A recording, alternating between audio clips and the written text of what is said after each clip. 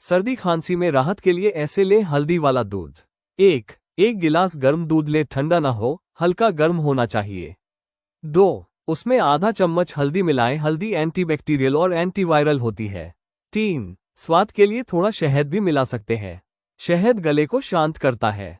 4 इसे रात को सोने से पहले पिए, नींद भी अच्छी आएगी और शरीर जल्दी ठीक होगा। एक दिन में 1-2 बार से ज्यादा न पिएं। देसी इलाज, असरदार राहत।